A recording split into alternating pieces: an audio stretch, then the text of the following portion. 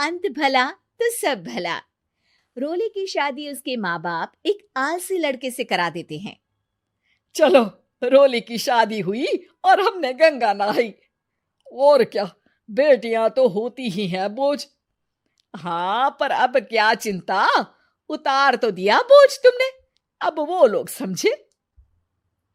ससुराल में रोली का पति कहता है, देखो, मैं कोई काम नहीं करता, ये बात तुम्हारे मम्मी पापा को बता दी थी मैंने। अब जो किराया आता है दुकान का, उसी से घर का गुजारा करना है। कभी भूल से भी कोशिश ना करना किसी चीज की डिमांड की। क्या मम्मी पापा को पता था कि आप कोई काम नहीं करते? और क्या, बड़ा अच्छे से पता था। उन लोगों को तो तुम बोझ लगती थी, बोल रहे थे कि बस शादी कर लो और कोई मतलब नहीं है। रोली को यह सुनकर बहुत गुस्सा आता है, लेकिन करती भी तो क्या, क्योंकि वो जानती थी कि उसके माता पिता ऐसे ही हैं। जैसे तैसे रोली दिन काट रही थी। रोली को एक प्यारी सी बेटी होती है। धीरे धीरे वो बड़ी होती है और उसके साथ उसकी जरूरतें भी बढ़ती जाती हैं। सुनिए जी, अब तो सिमी बड़ी हो रही है, उसका स्कूल में दाखिला कराना है।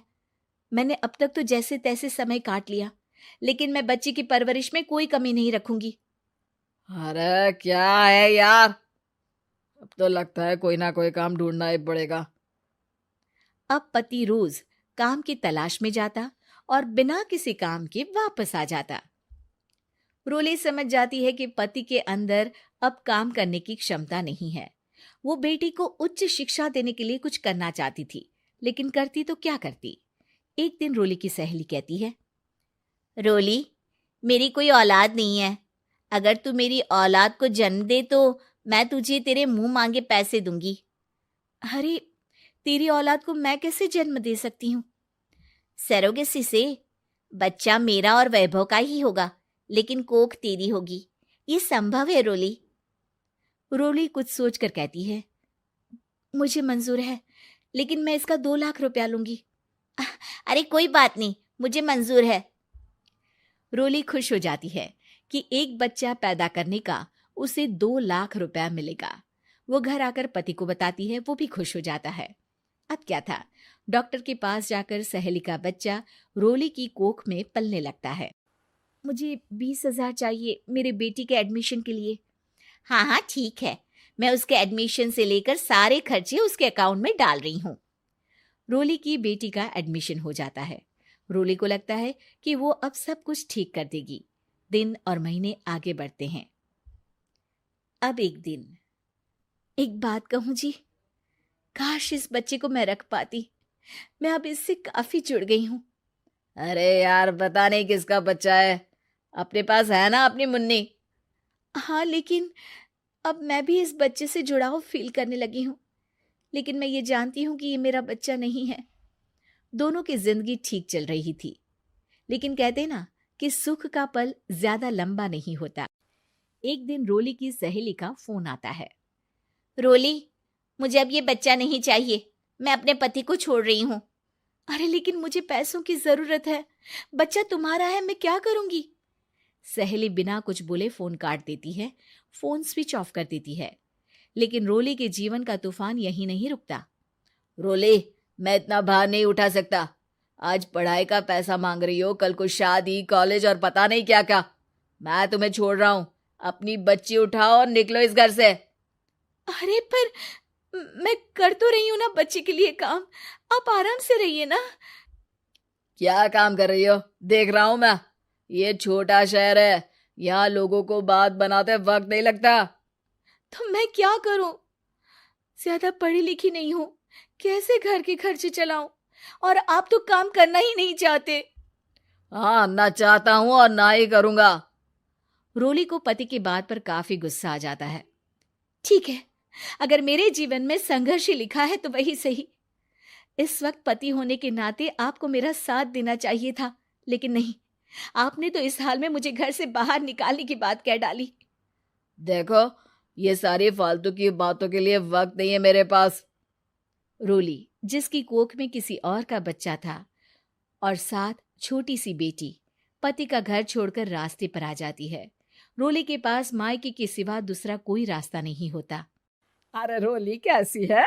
कितने दिनों के लिए आई है? हमेशा के लिए माँ। वो माँ को सारी बात बता देती है। ओए लड़की, इतनी हिम्मत का काम कर लिया। अरे ना ना, यहाँ कोई जगह नहीं है। तुम तो अपना बोरिया बिस्तर उठाओ और निकलो यहाँ से। रोली के पास अब मायके का रास्ता भी नहीं बचता। वो चुपचाप बच्ची को लेकर जा रही थी कि उसे दर्द होता है और वो डॉक्टर के पास चली जाती है और फिर वहां वो एक प्यारे से बेटे को जन्म देती है। कितना प्यारा है, कितने अभागे हैं इसके माँ बाप जो इसके पैदा होने पर भी नहीं है। तभी वहां डॉक्टर आ जाती है। रोली, बच्चे के पिता तुमसे मिलना चाहते हैं। आपका बहुत बहुत शुक्रिया। मैं इस बच्चे को पालूंगा, भले ही इसकी माँ ने इसे छोड़ दिया हो, पर मैं अपनी जिम्मेदारी निभाऊंगा। तो क्या आप मुझे इसके पैदा करने के लिए जिन पैसों की बात हुई थी वो भी देंगे? हाँ, और साथ ही आप चाहें तो मेरे घर में रहकर मेरे बच्चे की देखभाल भी कर सकती हैं। मैं उसके लिए आपको सैलरी दे दिया करूंगा। रोली को लगता है कि जैसे भगवान ने उसके लिए सुकून का रास्ता खोल दिया। वो अब मुकेश के साथ उसके घर चली जाती है, जहां रहकर वो उस बच्चे की देखरेख करती है।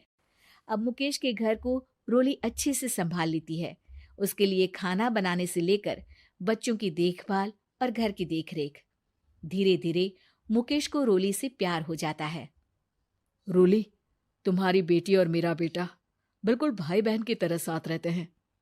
हाँ, आखिर है तो एक ही कोख के बच्चे, अटैचमेंट तो होगा ही ना। रोली, तुमने घर और मुझे दोनों को संभाल लिया। ये तो मेरा काम है। आपने भी तो मुझे छत दी जिससे मैं अपनी बेटी की पढ़ाई और भविष्य के लिए पैसे जोड़ सकूं। अब रोली, क्या तुम मुझसे शादी करोगी? अब मैं जानता हूं तुम्हारी भी शादी कुछ खास अच्छी नहीं रही। रोली को मुकेश की बात ठीक लगती है। वो उसे हाँ बोलने की सोच ही रही होती है कि उसके पहले पति का फोन आ जाता है। रोली, मैं बहुत परेशान हूँ। मेरा एक्सीडेंट हो गया है। मैं चाहता हूँ तुम वापस आ जाओ। रोली को पुराने पति की चिंता होने लगती है। वो सोचती है कि वो क्या कर रही थी। हाँ ठीक है, मैं आ रही हूँ। हाँ रोली, आ जाओ, लेकिन बच्ची को कहीं हॉस्टल में छोड़कर आना, क्योंकि मैं नहीं चाहता कि हम लोगों के बीच फिर से वो सारी बातें हो। रोली को समझ आ जाता है कि पति आज भी सुधरा नहीं है। वो पति के पास जाने से इनकार कर मुकेश को हाँ कर देती है।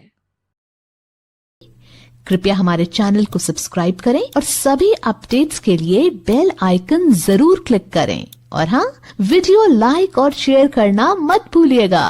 Bye bye.